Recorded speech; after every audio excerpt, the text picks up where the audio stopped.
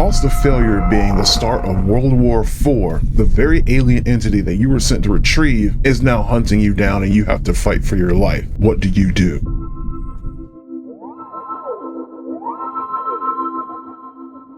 So how goes it, folks? Jolly Yellow talking to you, and welcome to Transmissions from the Beyond, where I explore lesser known and sometimes majorly known works of science fiction. And today's work is the 2019 film Crossbreed. In a post-World War III world, humanity has managed to come together and rebuild itself, and now has access to intergalactic trade, intergalactic opportunities, which unfortunately come with intergalactic problems. The United States specifically has come into possession of an entity that is a hybrid of one of the intergalactic species that they have been in discussions and trade with and something else. Unfortunately, the United States loses possession of this entity and must now get it back by any means necessary, or else an intergalactic war could start. And that's the opening premise of the movie Crossbreed. Unfortunately, despite the good premise, this movie, it was an experience. Now, I don't want to just turn this into a gripe session where I just mercilessly tear down this movie for like 5 or 6 minutes, but that's probably what it's going to sound like despite my best efforts, because I'm going to go ahead and say it right now, movie wasn't all that great. But I will say that I think it's more of a technical issue more than acting and some of the presentation. So anyway, as I explained there with the premise, the United States gets together a group of 5 mercenaries and send them to retrieve this entity in order to get it back so they can possibly prevent World War IV from happening. And from there, things do kind of go downhill. Now, as far as what I enjoyed about this movie, one, the premise, I think it is a pretty good idea. The United States still exists, and it's just working towards trying to improve intergalactic relations. Then, of course, something goes wrong. So that idea I'm okay with, and the idea of sending a small team of mercenaries to go and retrieve something before, the bad thing happens or the bad conclusion happens, and they're on a limited clock.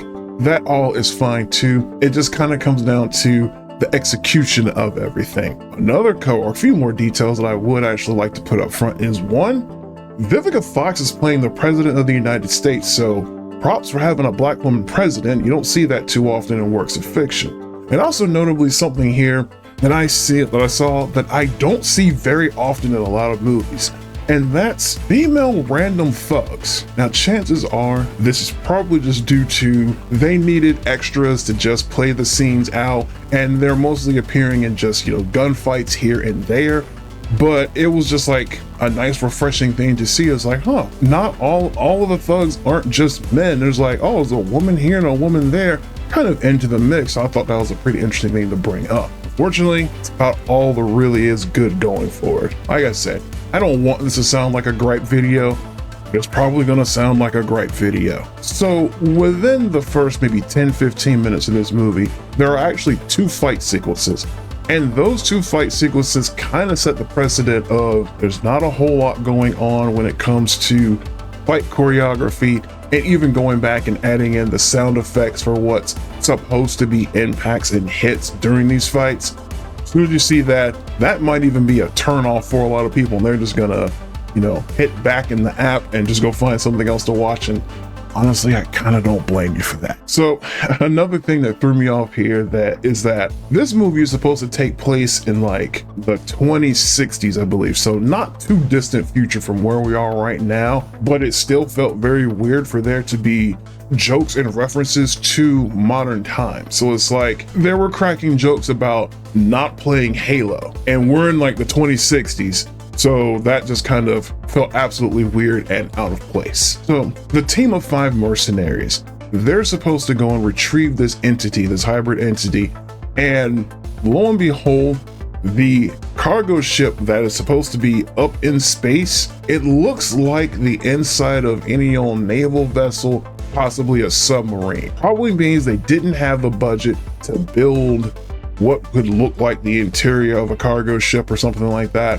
But it just kind of felt a little disheartening that we're supposed to believe this is a cargo spaceship somewhere above the Earth, and it just looks like the inside of a naval battleship. Also, another thing I'm going to tell you about is there's a lot of crass humor among the team of mercenaries.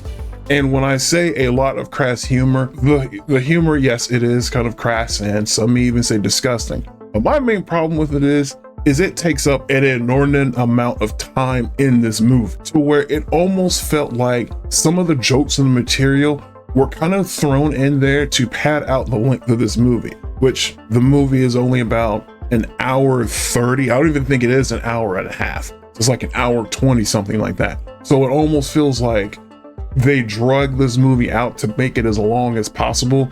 They probably could have gotten away with this as like a short film, like 30-40 minutes, and it probably could have been in and out and it would have been a whole lot better. So you know how in some movies where in order to avoid showing too much, we just kind of see reactions on faces of someone being attacked and a whole lot of camera jerking and a whole lot of camera shaking and things like that? Yeah, that happens in this movie quite a bit. In fact, the entity, once it becomes active and it starts taking lives and killing people around on this cargo ship, you're gonna see that it is somehow attacking, but you never really see how it's killing people, because it's just like it will run up on the person that's going to attack, the person reacts to it, and then something happens and the person kind of just starts falling down and they die. So we don't quite clearly see what exactly this entity is doing to kill people, and my guess there is, and you can even see some of this like in the gunfights as well, like, you know, the usual, you know, two different sides are in a hallway and they're shooting back and forth at each other and rounds are bouncing off everywhere. You can see where like rounds